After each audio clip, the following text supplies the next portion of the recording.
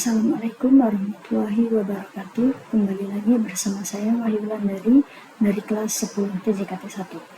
Pada kesempatan kali ini saya akan membahas bab 5, yaitu tentang mitotik akses. Nah, di sini yang akan kita bahas adalah yaitu pertama, metode akses mikrotik router OS. Yang kedua, akses router menggunakan Winbox. Yang ketiga, menghostnya IP address pada Winbox. Yang keempat, pengenalan penggunaan mikrotik pada Winbox. Yang kelima, akses router virtual pinatlet dengan Winbox. Yang keenam, Movit. Yang ketujuh, Quickset. Yang kedelapan, remote akses telnet dan SSL. Dan yang terakhir, konsep serial konsol.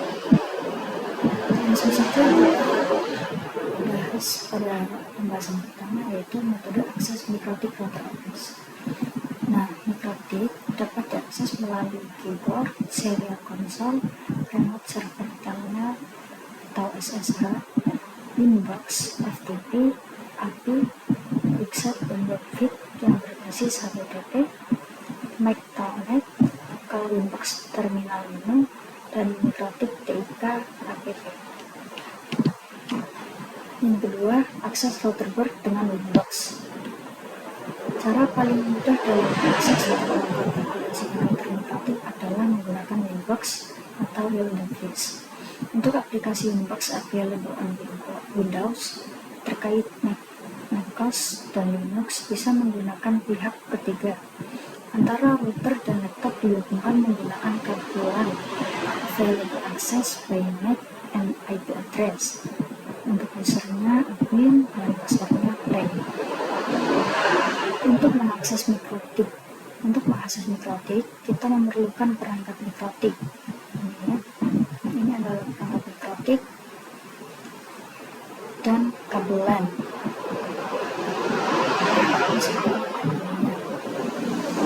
Setelah itu kita colokkan kabel LAN-nya, kita colokkan ke komputer. Nah, colokkan juga kabel LAN ke router pada header selain enter 2, sebetulnya selain enter 1, misalnya enter 2 dan seterusnya. Tapi jika tidak menggunakan perangkat asli, bisa menggunakan perangkat virtual seperti Winbox. Untuk pemula bisa mengakses menggunakan MAC address. Selanjutnya, yang keempat, pengenalan tampilan mikrotik pada Winbox.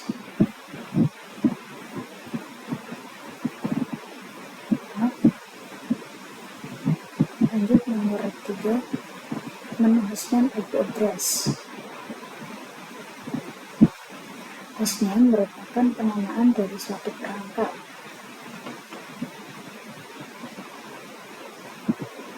Nah, di sini ada tampilannya. Ini ada IP, kita klik yang IP.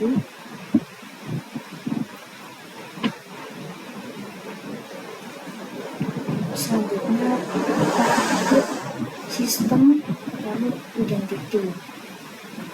Nah, untuk defaultnya adalah mikrotik. Selanjutnya kita akan untuk defaultnya adalah mikrotik. Kita bisa mengganti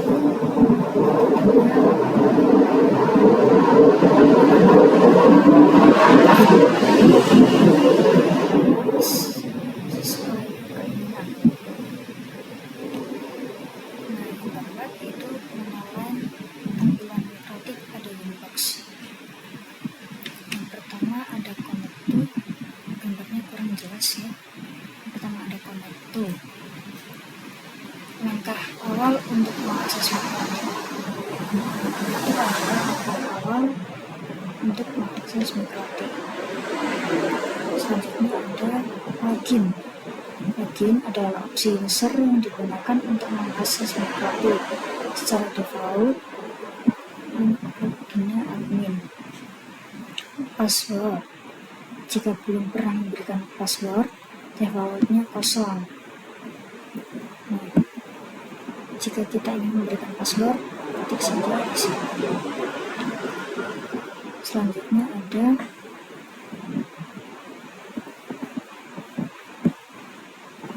identity. Di sini juga ada IP address dan MAC address. Di sini ada identity. Identity adalah hostname pada Mikrotik. Di sini selanjutnya ada versi. Versi itu adalah versi dari Mikrotiknya sendiri. Di sini ada board. Board adalah sejenis Mikrotik. Board adalah sejenis Mikrotik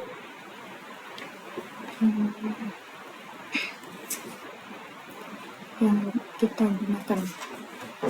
Nah, jadi itu tuh kita menggunakan Mikrotik apa sih gitu. Nah, selanjutnya ada uptime, yaitu berapa lama kita mengakses Mikrotik tersebut.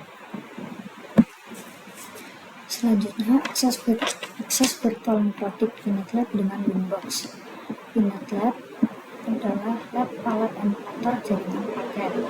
Siapa ini VNetLab yang sudah tersedia di perangkat virtual Mikrotik. Siapa aplikasi Winbox, lakukan koneksi antara USB dengan router. Connect virtual Mikrotik using Winbox. 6. Akses router dengan WebFit. WebFit diperkenalkan sejak router OS versi 5.0 dengan fungsi yang sama dengan Winbox. Support IP v4 dan IP v6. Support HTTP dan HTTPS sebagai alternatif Winbox. Untuk akses router via WebFit dengan mengetikkan IP router, dasarnya HTTP/IP router. Selanjutnya ada yang ketujuh, Quicksat. Quicksat adalah fitur yang dirancang untuk menyederhanakan dan mempercepat penyebaran perangkat Mikrotik dalam peran tertentu. Ini bukan antarmuka terpisah, melainkan tampilan yang tersedia dalam WebFit dan versi Winbox terbaru. Tujuannya yaitu untuk mengurangi kompleksitas penggunaan menjadi sebuah dokumen. Selanjutnya, 8. Remote Access Telnet dan SSH. This Terminal Command Line Interface. Akses router via teks atau CLI dapat dilakukan melalui SSH, Telnet, konsol, terminal Winbox, dan terminal WebFit.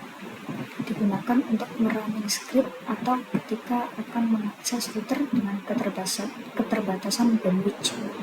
Untuk mengakses router via remote SSH atau Telnet, bisa menggunakan aplikasi remote client seperti PuTTY, DNSCP, dan seterusnya.